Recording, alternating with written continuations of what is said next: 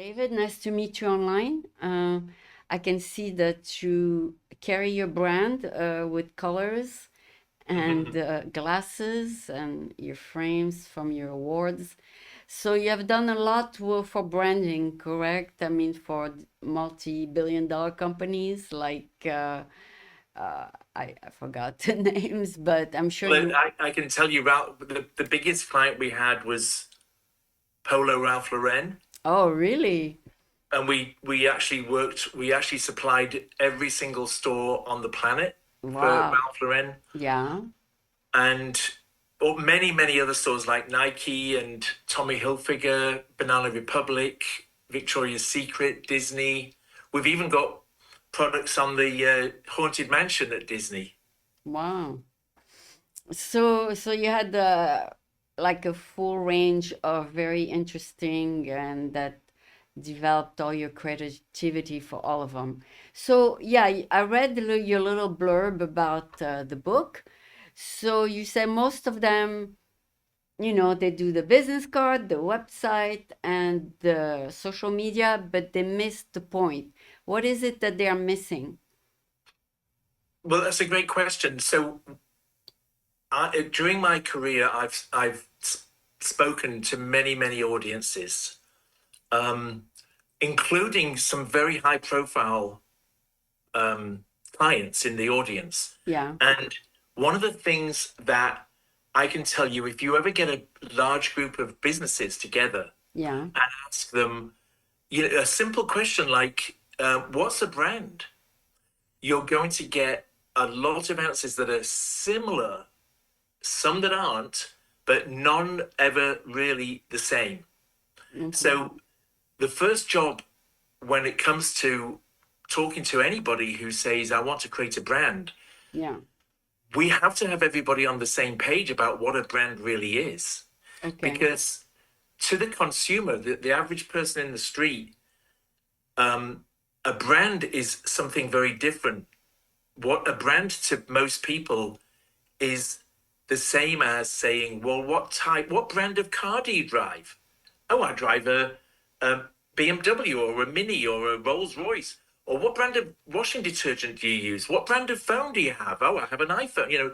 We tend to use the word brand yeah. as consumers for what type of, and that when people can tell you what type of, we can establish, is that a high level premium brand or is it a medium brand? We already kind of feel where it's at. So if someone says, oh, I love my Rolls Royce, oh well, that's you're obviously wealthy or something. So we have to get clear, that's what consumers understand a brand to be, a what type of. But for businesses, it's very different. And many businesses believe that a brand is there to help them sell products and services, whereas the truth is a brand is there to promote an idea, to represent an idea. It's there to help people get emotionally attached to your business. So it must present an idea, and it also has to present value and uniqueness. We must make sure, if we're going to put energy into creating a brand, that it truly is differentiated from everybody else's. Hmm. And most importantly, it connects with the very customers you want to attract. So it's not about, hey, I've just made this phone, let's brand it, sell. It's not about that. It's about building the trust around the word Apple, for example, so that we are motivated to want to know what have you created next? Hmm. What else can I get because I love Apple? Hmm. And so we need to make sure we first, before we take a single step, and especially before we spend money, we need to be clear that our brand represents an idea that's powerful enough to get people to take action. And that's it. As long as it represents that value and it also is differentiated, it's unique, it's not the same as any other. Yeah. That's the job, and that's what I've spent my career doing. And but sometimes a brand associated with the famous person, like Nike is associated with Michael Jordan, for example. So people think of the star rather than think about the shoe itself, right? Or they, Well, yeah, I mean, if you think about Nike, it's a great example. I've done quite a bit of business with Nike, and what Nike, the idea behind Nike is that you can be an athlete, you can do it, you can push yourself, you can make things happen. And so Michael Jordan represents that idea. oh, just do You know, it. Yeah, if you see the ads, they might feature product, but really they're showing people just doing it. just They're, do it. they're selling the idea, and people get really excited by that idea and they run and buy shoes. And especially, you add even more value when Michael Jordan agrees with that idea and helps represent that idea. And some people will buy just because they like Michael Jordan, which is no problem, but it's still in alignment. What he would be saying and doing is in alignment with that idea that Nike have committed to. And how about David Tyreman? Is your brand colorful like your shirt? Well, you know what? My brand, we've rebranded actually over the last couple of years, and our brand is now the brand Godfather, and my moniker has become the brand Godfather. And yes, it's more of a colorful brand because this has to be built. Creating your brand shouldn't feel like hard work. It should feel like an exciting adventure because it's a journey into truly defining yourself as separate and more valuable than anyone else who does what you do. Sometimes I've met businesses, business owners, and I've asked the question, who wants to be number one in your market? And everybody, well, not everybody, but lots of hands will go up. I want to be number one. Mm-hmm. And so my question is, what if I could tell you there's something better than being number one? And people are like, what? What's he talking about? And the point is, because when you say I want to be number one, you're suggesting that there's obviously others that you're competing with, and that someone else must be number two and someone must be number three, and that there's other choices. If we decide, no, I'm going to stand out as the only choice, I'm going to represent myself in a way that nobody else does, and I'm going to understand truly who my market is and why they would buy from me. What would their motivation be? So we have to, it's like a seesaw, really. It's like a yin and a yang. It's because a brand is about building a relationship. And I'm going to tell you and share there are two types of business, especially when we start a business without realizing it. The trap is to behave like a vendor. I call it the vendor trap because when we start a business and we're focused on, let's say we've invented something, I shouldn't really use the iPhone because this is a unique product, but let's say we're selling pens. We try to, okay, I only make money when I sell pens, so I've got to try and sell as many as I can. And we focus, sell the pen. Whereas what we really need to do is sell the idea behind it, the idea of why, because this is the point. People are so busy trying to sell this. And when they come to me and say, help me sell this, I say, look, if I need a pen, for example, with or without you, I'm going to get one. Mm-hmm. I will get my pen. Mm-hmm. So the question is no longer, should I buy this pen or not? The question is, why should I buy it from you? Why you? What's it Name, going to be like? I would, How's my life I, going to be? I would say name recognition. Name recognition like big. But Godfather is associated with the brand of the movie The Godfather, no? I mean, Well, you it don't was look. influenced. I mean, it came from clients. Actually, one client once said, "You're my brand fairy godfather," and I thought about it, and I thought, well, I like that name, but I think I'll lose the word fairy for now. Oh, for Um, sure. so I became the brand godfather.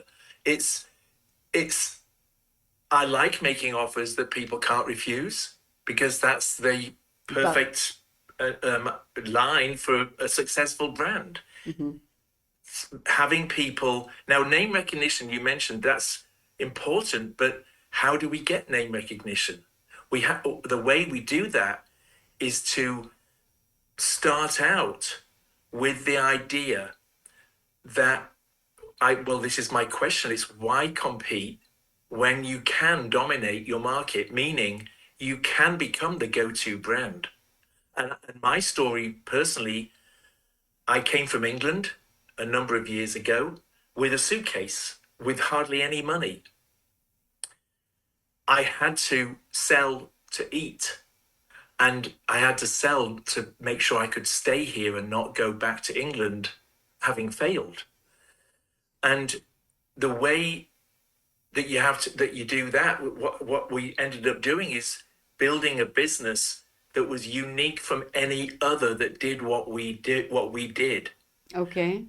So that my business started by bringing antique things from England, like old pieces of furniture, um, trophy cups, old suitcases and trunks, and just things that we thought we could sell in in people's homes, in like antique parties, the way people would buy Tupperware. And it was a terrible failure. No one bought anything, and we went broke really quickly. But because we were committed to making it work, we noticed we went to a shopping mall, a shopping center in Southern California called South Coast Plaza, and it's a big, very, very successful shopping area. And we noticed many stores that had displays in their windows and throughout the store that were using things that we had in our garage at home. So we started walking into the stores and seeing if they were interested in buying stuff. We got thrown out of many, many stores. No soliciting in our stores, but sometimes people were kind and they would give us a phone number of who to call in their company who would buy those types of, they were called props and displays. We went into a Ralph Lauren store and just by chance met the guy who did buy for that store. And he came to our house, saw the old vintage luggage that we had from England, and he bought all of it. And all of a sudden we realized, wait, we found maybe a market. And so we started to specialize in focusing on stores. Mm. And my business was originally called London Antique because we bought antique things from England, and we focused on selling them to stores. And then so at first I was a vendor. I would call companies, retail stores, and say, "Hi, would you like to buy some vintage suitcases from England, or would you like to buy some trophy cups for your displays?" And so I was busy trying to vend my products, and I would get a lot of no, no, I've got a contract with another company. No, we just did a big thing, but no. And slowly over time, I realized, hang on a sec, I'm not just selling products. They use these things for their displays, i.e., they use it to differentiate themselves from everybody else, especially companies like Polo. They're presenting a whole story of it's an aspirational brand suggesting that you were born with a silver spoon in your mouth. You Oh. come from old money. You're Mhm. very sophisticated. You're Mhm. very well educated. You're very well traveled. You know what you're talking about when it comes to style and taste. So the story is an aspirational idea that people feel when they align themselves with the Polo Ralph Lauren brand. So as time went by, I realized this isn't props and displays. This is visual branding. So we rebranded ourselves away from being called London Antique, and we renamed ourselves to being Propaganda because the industry thought of props, and we were clear that we weren't just selling props, we were selling a story.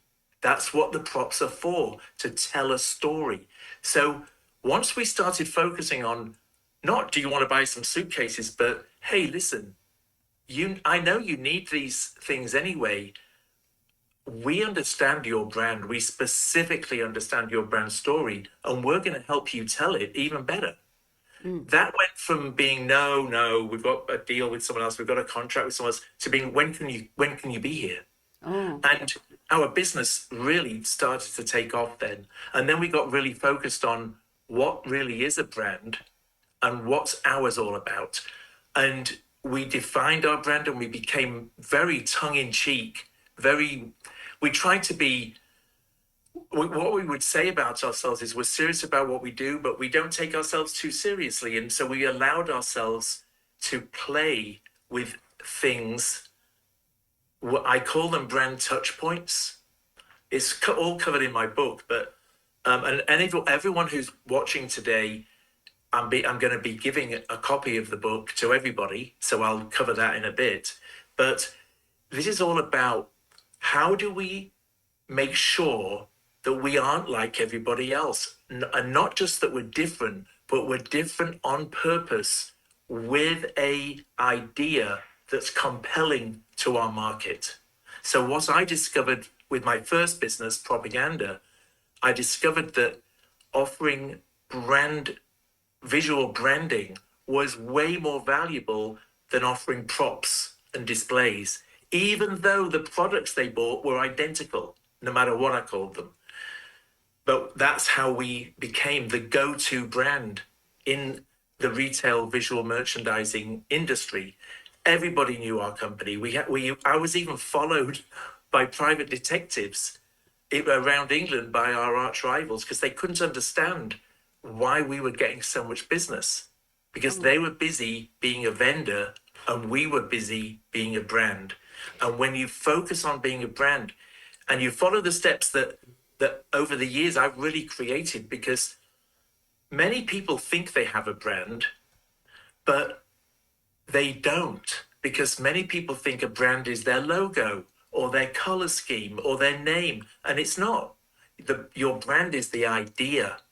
Your brand is what you stand for and what you represent. It's even the personality of the brand. It's the idea of where we're going, and we'd love you to come with us. So I've always been very focused that my brand is always about adventure.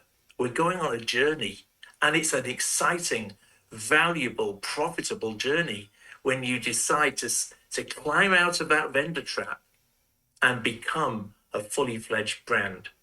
So that's what I stand for. That's what I do. That's what I love doing, because what I get to experience is people going from being frustrated, not getting enough sales, not knowing, getting really annoyed when they know that company got the business and I know I'm better. That's a horrible feeling. And that's because we're in an ocean. Let's imagine we're all green apples. Then how are we going to be certain anyone's going to choose our green apple when all the other apples look green too? We need to make sure we're the red apple, because if there's a sea of green apples and one red one, you're guaranteed yours is going to sell. Someone's going to buy that red apple because it stands out. yeah. And that's the secret to creating a successful brand. I went by the Louis Vuitton's display, the store, and they have exactly what you describe, old suitcases, and Yes. because they are a brand that goes back till 100 years, right?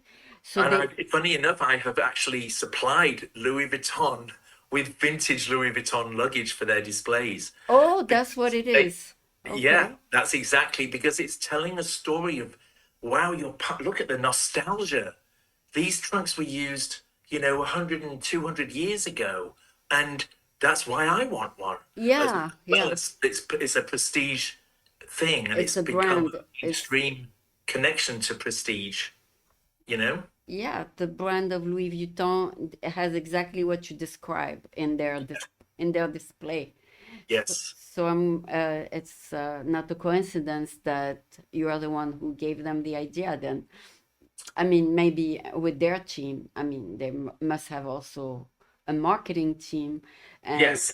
they consult with you probably Yeah, on.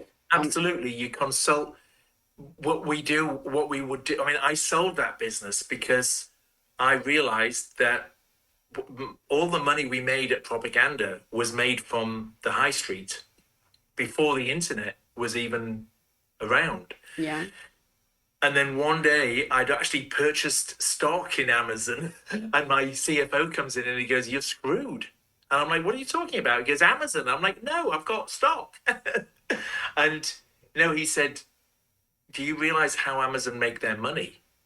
And I'm like, "Yeah, they sell products." And he said, "Yeah, not on the high street, Oh, although they do now because they own Whole Foods." But yeah. the point But being, if you could compare, I'll just take Banana Republic as an example. They're not yeah, doing very well at the moment. The yeah. Gap in general are not doing well. But back when we were doing propaganda, they would that when they opened their flagship store in Seattle, for example, their budget with my company was just short of $200,000. And I would tell you now, if they opened a store today, their budget on that visual merchandising, that visual branding, would be probably 20,000. Oh, So the bottom fell out of that market for the visual branding because people's budgets shrank massively as mm. retail went through its transformation, just like newspapers did. Many newspapers went out of business when the internet came along, Oh, yeah. and many retailers no longer exist who were big clients of mine back in the day. So I transitioned myself, I sold my company, and I transitioned into what I do now. I speak a lot. I've done a lot of consulting with businesses, small and large, companies that you might never heard of, but they're famous in their markets. Because not every brand has to be a household name. Just certain brands need to be, especially when you have whether it's a local business or a business to business type of business. You don't need everybody to know. And not one business on this planet can afford to have everybody know about them if they're not their clients. What's the point? So we have to focus on specifically who our customers are. And as long as we're famous to them, we're good. We're golden. So, do you also do any tech companies like Oracle or things that are in the news, like AI Worked companies? with two AI companies, Oh, you and do? well, actually three. One of them was the darling of venture capital. They were doing incredibly well in raising capital, but they could not make their AI work, and they ended up giving the money back to their main investor and closing the business. But their brand was fantastic for when they were going to launch. Um, but yeah, because the thing is, sometimes in my work, people come to me and they, whatever the industry they're in, and they'll say, "Have you ever worked with a businesses in my industry?" And I tend to, if I haven't, especially, I say, "Well, no," and that's good news for you because we're not talking about the norms of your industry. The thing I've found in business is before we start our business, we tend to be full of excitement. I'm going to change the world. I've got this amazing vision. I can't wait to get started. And then we get started, and all of a sudden, reality sets in, and it's like, oh my, I don't have an income anymore. I don't know. I quit my job to do this. And it's harder than I thought. And wait, what are the others doing in this industry? And we start, instead of looking toward that vision, we start looking over our shoulder at what the competition are doing. And sometimes we start emulating them accidentally, maybe, or even on purpose. The more we emulate other people, other businesses, it's almost like bolting on camouflage and then thinking, well, why can no one see me? Because Yeah. if we make ourselves similar to everyone else, we're like the apples, green apples. How are we going to get chosen? Mm. So we have to make sure we don't do that. We can't emulate others. There are certain things we're going to do just like everybody else. Like we're going to have a website, we're going to have probably AI now, we're Yeah. going to, you know, do things that typically people do. Yeah. But when it all boils down, a brand is about psychology. It's about how do we feel. It's business is about emotion. And if you go out and look at the majority of businesses marketing, especially small businesses, especially businesses behaving like vendors, often the marketing misses the mark because it's so logical. Even the business names are too logical. People react to emotion, they react to stories. We can remember loads of details when someone tells a good story, but if you just list a bunch of things for someone to remember, they're not going to remember it. It's just the way humans are, it's the way we are. But a good story will remember lots of details. What would be a good story for Chat GPT AI? I mean, Open AI. What would be a good story? Yeah, would you? The story of AI, I would say, what I love about AI is that, first of all, it understands, and secondly, it speeds things up unbelievably. So, what people don't understand about AI, and I know this isn't really answering your question, AI is as good as the question you ask. So, if Okay. you don't ask smart, thought out questions, you're not going to get the best results. So, we have to think about things. We've got to stick to using our brain and understand what we're trying to accomplish clearly in order to get the best results out of something like ChatGPT. But I would say the story about it is, enhancement is quicker, faster, better. That I would say any stories that have that theme would work for Okay. something like ChatGPT. Yeah. So And that's that's just a guess. I've never worked with them.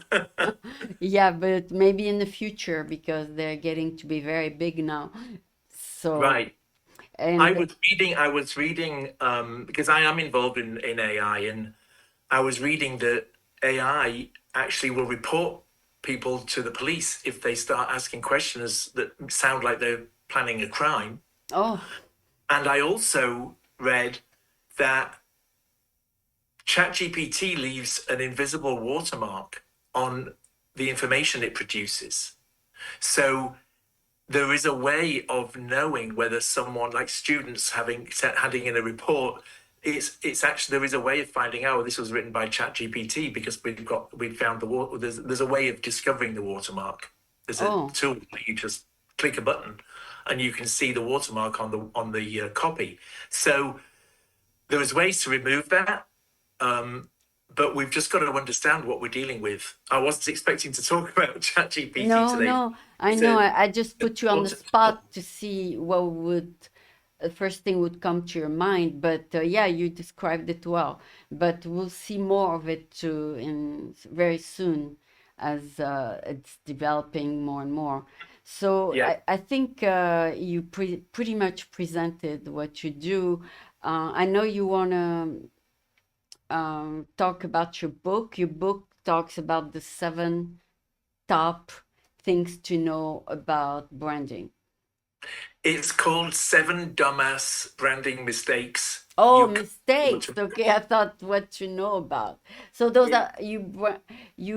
Okay, here it is. Here it is. So it's you talk about the mistakes, not the actual things to do. Okay. Well, I mean, what I do is I highlight the mistake and then I explain um, why that mistake happens and how to do it correctly. So Okay. it's really designed. The reason I call it the seven dumbass branding mistakes, there was, I was hoping for a little tongue-in-cheek humor about it, Yeah. because, but when you read it and you realize, and it's a very short read. I did Yeah. because Yeah. Is it on Audible or it's audio? not on Audible yet, but all you Yeah. have to do is go to thebrandgodfather.com. Okay. Pop-up will immediately come up, and I will give you a copy of this book. Okay. It's designed, it's easy to read, it's so Yeah. thin, but Yeah. it's packed with value. It's to the point. It's not trying to be like a novel. It's what it's designed to do is get you clear about what your brand is, and what a brand, first of all, what a brand is, Yeah. what the vendor trap is, and the steps you can take to get out of the vendor trap so you're not just like everybody else and wondering where the next sale's going to come from. And not also, this is a really important one, there is always someone who will charge less than you. Always. There could be a company who are going out of business and they will undersell you just because they need some money before they go out of business. So the problem with the vendor mentality is often vendors believe their only way to attract more business is to lower prices. It's not. And it's very risky because the lower your price, the lower your profit, the less you can afford anything to go wrong. Oh, We've got to try, then that's one of the beauties of a brand. When people are committed to buying from you, just like Apple, because I can definitely use Apple as a brand I'm very connected to. And because, you know why? I love their idea. Because they say, well, if you use Apple, you're a unique individual. You're not one of the masses. And that's oh, how I self-identify. So I relate to this brand. That's why I buy it. And I love this brand. I love visually attractive everything. And I love that line that Steve Jobs said that he wanted the inside of his computers and equipment to be as beautiful as the outside. I took that to heart in my business. I love that whole idea. I've been to Disney, and because of the business I've done with them, I've been able to go behind the door into the behind the scenes. And aren't you afraid that other brand companies will take the book and take a little bit of your points or your well, idea? I mean, that's the nature of it's a compliment. I've even seen people using my titles in their own work. Oh, Uh, I I'm here to help companies do better. I'm here to help companies understand why sometimes it's easy to feel like a victim. Oh no, why does no one buy from me? They seem to be always doing it with those people and them. I'm here for you, the ones that feel left out, who feel I know I can do better, but how? And because I came here with a suitcase. I had to buy the food from the bottom shelf. It used to be blue labels in I think it was Vons, and I used to dream of the day I could afford Heinz, and just please let me just make some money, and so I can live a better life. And then I slowly worked it out. nice. And once I became a true, fully fledged brand, we became the go-to brand in our market. And And what, but you know, this is the thing. And I'm sorry to answer your question. People can steal your what points. you've done, Yeah, yeah. but what they can't steal is what you know, your vision. They Oh, can't steal that because they okay, don't know it till you've done it. So as okay. long as you stay ahead in your thinking and not too worried about the competition, because when we worry about the competition, it just feels like a rat race. Yeah, I've yeah, never believed in. I just don't believe in it. yeah. So so So, I say let's position ourselves as the only choice in the hearts and minds of our market, even though they know there's others. They won't even think about them. When I fly to England, I'm flying Virgin Atlantic. End of story. I'll look for the best price, but mhm. I'm not flying on uh, um, United. Yeah, It's so yeah. boring compared to Virgin. I love Okay, flying Virgin. okay. So it's it's all about standing out as the only choice. And if you ever do have the good fortune of flying Virgin Atlantic, it's not like any other airline. It's just better, different. Nice. It's and the idea that an important feeling with a brand. Even though I know that Apple, I'm going to keep talking about Apple. Even though I know they're a multi-trillion-dollar company, I feel like it was made. This was made for me. Oh, I feel okay. this company understands who I am, Yeah. and they care for me. So therefore, of course, I'll spend. Of course, I'll pay a premium for this computer I'm talking with you through. Maybe Virgin will hire you then if you believe in them. You know, I actually had sit-down meetings with Richard Branson's personal business coordinator. Yeah. She was trying to get me to be the person that interviews Richard Branson, but unfortunately, when he gets hired to speak, the company that hire him, they always want to do the interviewing, so it never worked out. But yeah, I a true fan of Virgin because I love how they kind of follow the same idea that well, I'm not saying follow me, but I maybe I followed them. But the idea of we're serious about business, but we don't take ourselves too seriously. Richard Branson tends to put his tongue in his cheek when it comes to marketing, and so do I. Yeah. And my business, we did some really unique things. I call it brand touch points. Yeah. So wherever your business touches the world, we need to, those places, for me, it's on stage, or it could be a FedEx envelope, it could be a newsletter, it could be your website, it could be your social media videos, any of these things. We can't be like everybody else. We have to come up with what's our unique angle, what's our big idea that fuels how we go about. Yeah, only you can do what you do. Right. And I'm going to give you a quick example. Back when I was starting my first business, I would actually use the phone a lot to call all the buyers of the different stores. Yeah. And one day in particular, I spoke to the buyer at Sears, and she said to me, the same as everybody else, she goes, put a proposal together and FedEx it to me. Yeah. And when I started my business and we're very tight with money, I was like, FedEx? That's 20, back then it was $25 and a stamp back then was 25 cents. And I'm like, this is so much more money. I was going to just mail it. But she wanted it FedExing, and that's what I'm going to do. So hopefully when it gets there tomorrow, I'll get a call tomorrow. Right. Well, of course I didn't get you don't get they don't call back the second they get it. Yeah. And so weeks would go by. And sometimes they hadn't even opened the envelope 2 weeks later. I know. So I was visiting Sears one time after I had sent a FedEx proposal about 2 weeks earlier. And I got to the buyer's desk, I had an appointment, and I discovered a pile of FedEx envelopes as taller than her desk. And all the FedEx envelopes, you know what they look like, they're white with a purple logo and stuff. And I realized, I mean, my proposal's in that pile somewhere. And I can't see which one it is because they all look the same. Luckily, I had a proposal with me as well, and we did get that deal. But I went back to my office feeling, I'm in the business of branding, and I'm suddenly invisible. So I phoned up FedEx and I said, how much is it if I don't use your envelope, I use my own? And they said it's $5 more back then. It's not now. So I had a FedEx envelope printed, and it was red on a white envelope, red.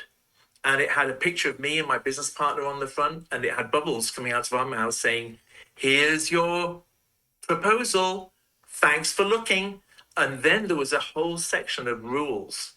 And the rules, again, very tongue-in-cheek, but it said things like, this is the most important envelope you will ever open in your entire life. So prepare.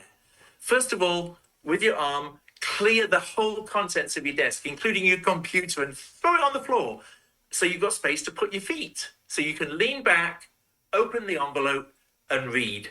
And it had a whole list of stupid, but not hysterically funny, but amusing rules.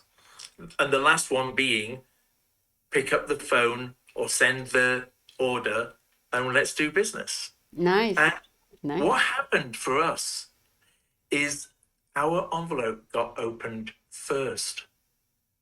Our business went up so quickly once we introduced that envelope. So we started realizing, wait, where else can we apply this thinking? And we applied it all around everywhere our business touched the world. We were doing things like that. our marketplace, our customers, and the people who maybe would become our customers. There was a whole conversation about those guys at Propaganda. They loved doing business with us. They loved, I was told more times than I can care to remember, by grown men and grown women at these big department stores and retail chains. You know what, David? I live vicariously through you by doing business with you. I feel like I'm part of this adventure. And that real, oh my gosh, what a beautiful compliment for when someone enjoys your brand so much that they actually live vicariously through you. And that's one of the things we must understand. We can do. The power's in our hands to create a brand that people love. And so I use that as a benchmark because I've used the word love toward brands that I actually love. And you've heard people saying things like, oh, I love my Louis Vuittons, or I love my Mini Cooper. I love that Sonny sound bar I bought. You know, the word love with a non-breathing thing. It's important. It's possible because people, we all have said it at some point. So why not have your brand be the one that people love? So Because when people they love a brand, people I would guarantee say, their commitment is very different than just, oh, it's a cheap price, I'll buy it. You know, that's a different, there's no relationship there. I love the brand Godfather. No, Well, my husband does. or I love David Tyreman. That's the name of the company. The name of the company is the brand, well, DBA, we do business as the brand Godfather. The brand Godfather. Okay. On that note, thank you so much. You're so welcome. And it was a But remember, pleasure. go to thebrandgodfather.com, Yeah. get a copy of this book, and see how you like it. Yes, I will definitely wait for it. I already went there. And thank you so much. Thank you very much. Bye bye. Bye bye.